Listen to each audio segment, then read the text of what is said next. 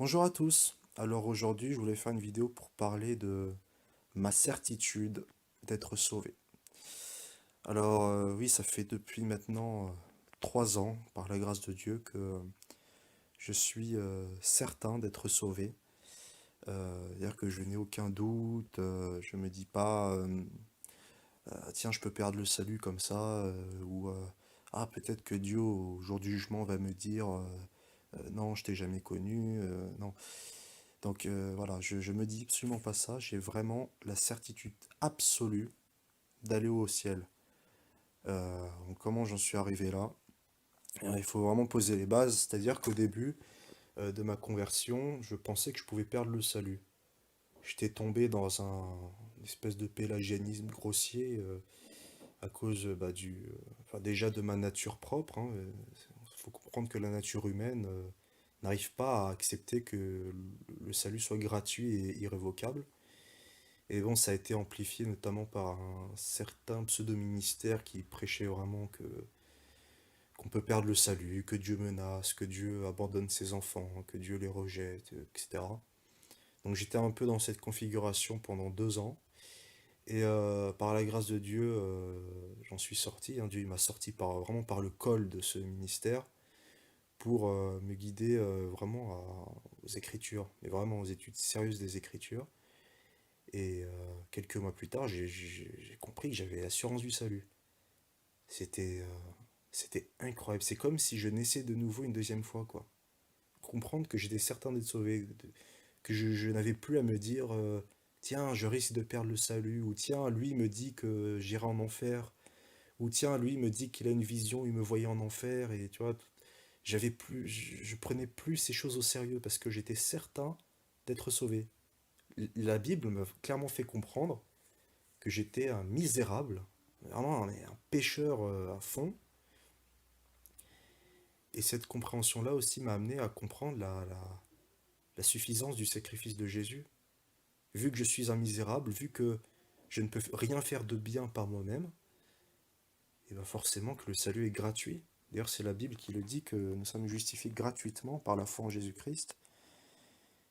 Et j'étais tombé aussi vraiment sur le verset de Jean 10, 27 qui me dit que nul ne peut nous ravir de la main du Père. Et vraiment, à ce moment-là, j'ai ressenti une paix incommensurable.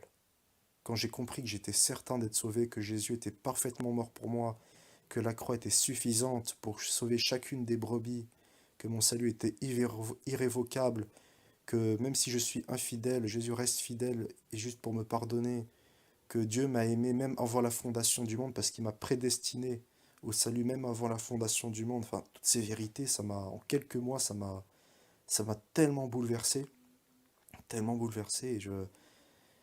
et surtout aussi le fait de comprendre qu'on œuvre pas par peur d'aller en enfer. Ah, si je fais pas ça, j'irai en enfer. Non, on œuvre vraiment par amour pour Dieu, par amour pour notre prochain. Voilà, pas avec une épée de Damoclès sur la tête. Ça, c'est vraiment très, très. C'est tellement bien, quoi. On est vraiment sous la grâce, on n'est plus sous la loi. Et ça fait vraiment du bien.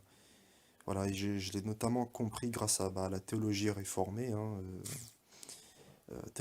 La théologie réformée met vraiment beaucoup l'accent sur le salut inconditionnel, sur l'assurance du salut, le salut par grâce, sur la suffisance de Jésus, la suffisance des Écritures.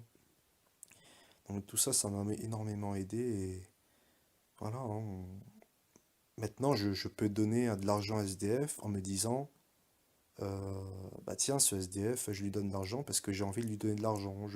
J'ai envie de faire plaisir à cette personne, pas en me disant, bah tiens, j'ai gagné un point supplémentaire à mettre dans ma sacoche pour aller au ciel, quoi. Et que c'est vraiment super. Et j'ai remarqué aussi que j'œuvrais beaucoup plus, j'étais beaucoup moins laxiste que quand je croyais perdre le salut.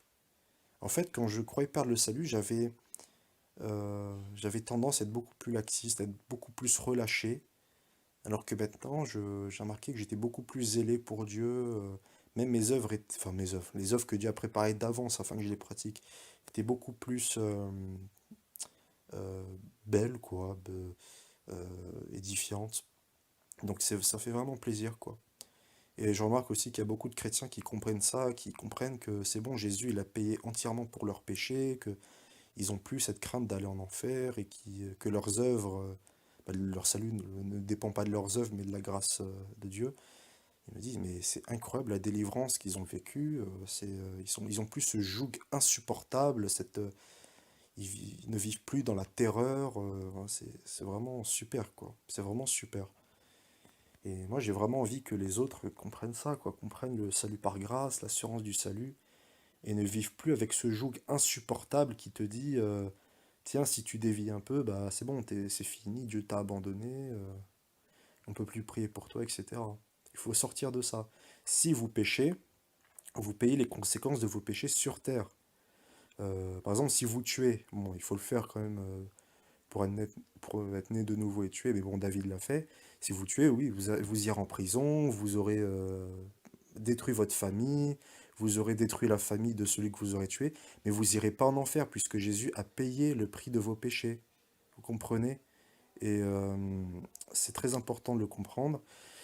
Et par exemple, si vous volez, bah oui, vous irez dans un commissariat, vous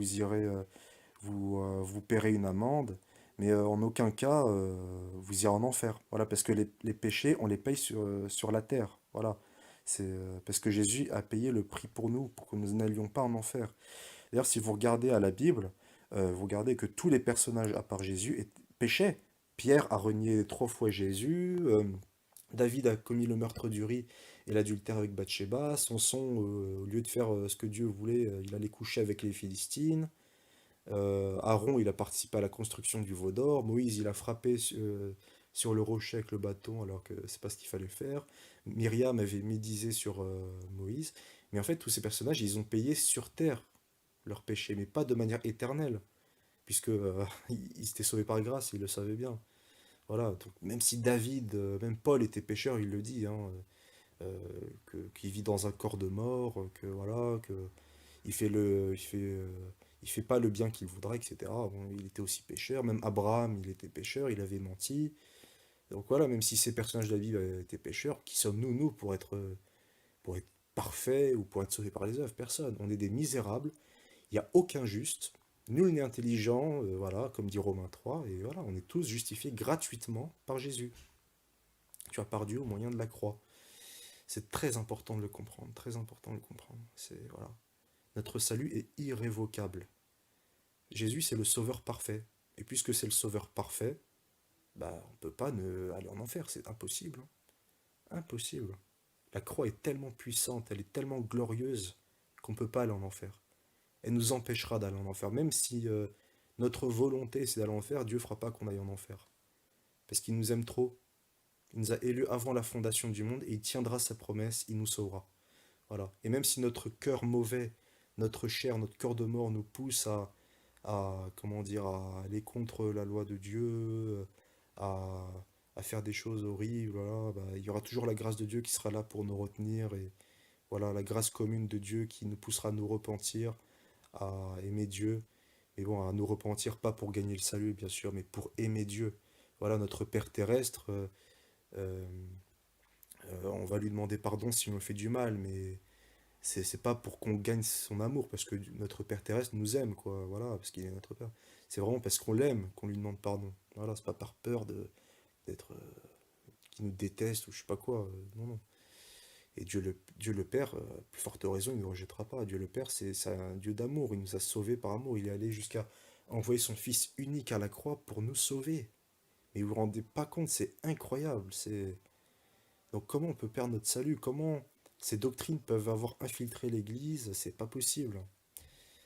C'est vraiment renier la suffisance de Jésus de dire ça, quoi. Voilà, il faut vraiment prendre conscience que nous sommes des pécheurs misérables et que la grâce de Dieu nous est suffisante pour être sauvés et que tout ce que nous faisons, ça vient pas de nous, c'était préparé d'avance par Dieu afin qu'on pratique et que voilà, on le fait par amour pour Dieu, par amour pour notre prochain et pas par crainte d'aller en enfer. Voilà.